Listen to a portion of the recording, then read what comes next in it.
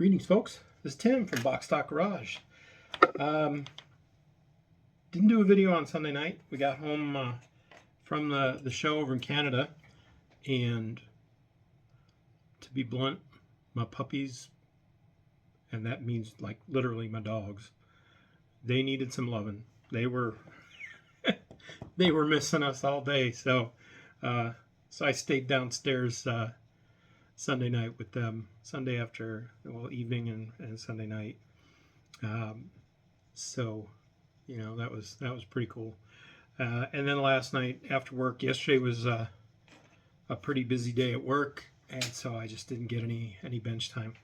But I did come up here tonight, and I've started working on the Bantam, the Altered, and I wanted to stop. I'm very early on here, but I wanted to stop and zoom in a bit and show you guys and gals this this engine. Part of me wants to do very minimal assembly of the engine and use it for a future diorama, like a race shop or something. If you've ever seen any other videos of this, I know Right on Replicas did one a while ago where he mentioned the same thing. It's kind of like you folks that build airplanes, you know, or you build tanks, and it's got all this interior, and then it gets buttoned up and you never see it.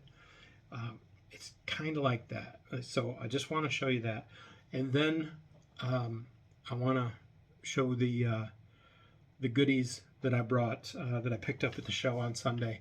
And we also went to a hobby store over there. So they were at the show, and then we swung by their shop as well. And the very last part of this really falls under the category of what the hell did I get myself into? So let me get the camera turned around. We'll take a look at this engine, and then we'll start taking a look at some stash ads. And at the very end, you'll see what I mean. So be right back. All right, so we're back. So first off, looking at the engine block, hopefully this thing will focus. So, you know, we've seen this on a few engines before, but you've got the pistons. All right. So that's very cool. Then over the top of those, we've got our little assembly here.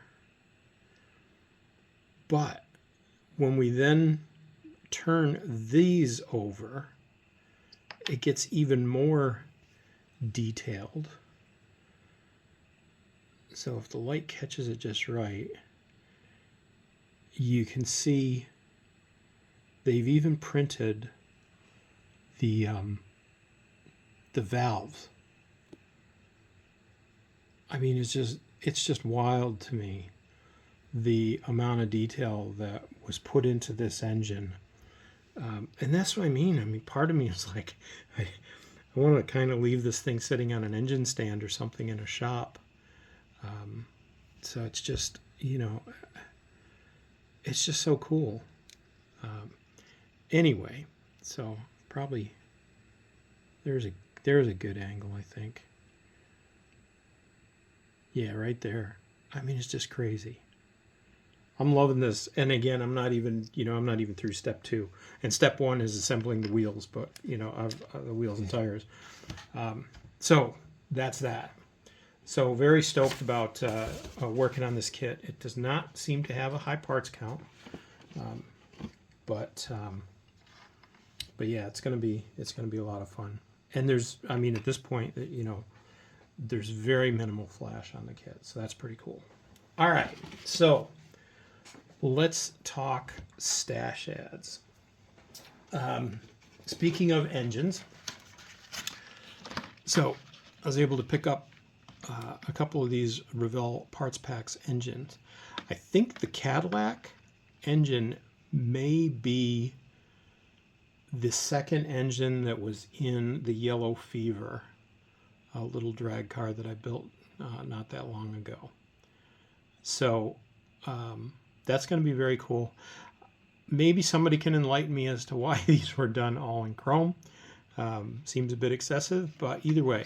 So I picked up the Cadillac 354 V8 and the Pontiac 421 V8, each of them 36 parts.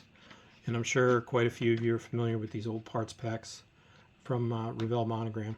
Got these for $5 a piece, Canadian dollars. So that was pretty nice. Then Copper's Hobbies was at the show. There were a few other vendors. Don't get me wrong, it was a really cool show. But they had this kit, which I've been looking at for a while. So there we go.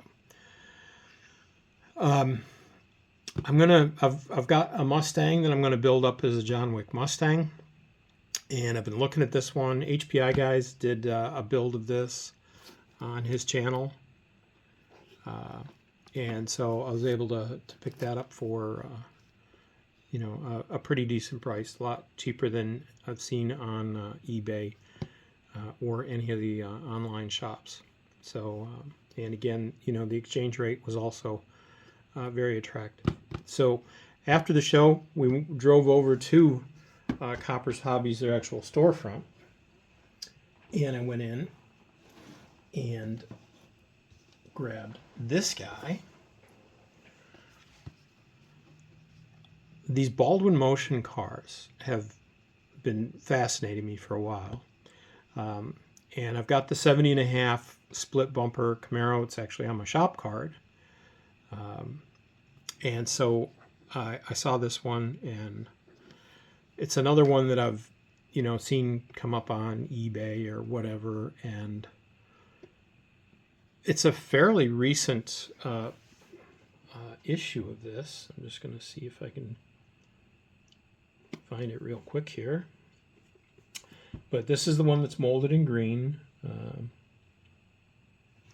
again, it's, the round 2 issue. Oh, that's it. I should have looked right on the back because that'll give you the barcode. Yeah, this was boxed up in 2021, September 2021. So, I mean, it's only about 3 years old. So I'm pretty stoked about this one. The 70.5 split bumper was a bit painful, parts of it, but I'm really looking forward to building this one up. And I actually looked at another one that was, I think it's 68 or 69, but ended up not getting it. So, last, but, oh Lord, certainly not least, this is the, what the hell did he get himself into? I'm actually going to pause the camera because I've got to probably back it away, lift it up, angle it down. So that's your kind of preview. You can only guess what's coming. So give me just a second and we'll get this last kit into the picture.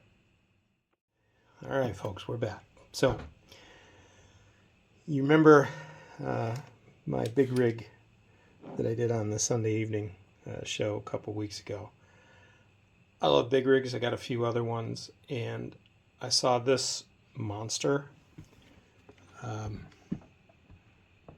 This box is gigantic. So this is the Mobius International Lone Star. It's actually, yeah, I can just barely tip it here. Over 300 parts. So it's going to be one heck of a build.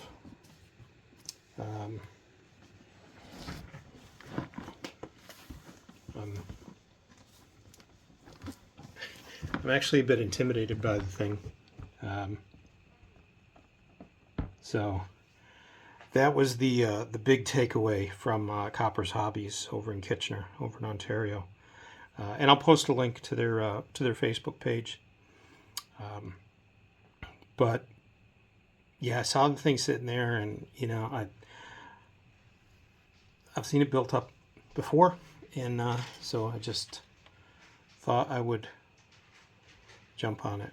So this is probably going to be, well, it's going to be definitely a long build, but it's probably going to be like an over the winter kind of thing. So anyway, that's about it. I'm going to get stuff put away and get a bit of paint on that engine and see how much trouble I can cause this evening. So thanks a lot for watching, folks. As always, appreciate the subs, the likes, the comments, and y'all have a great night and a great rest of the week.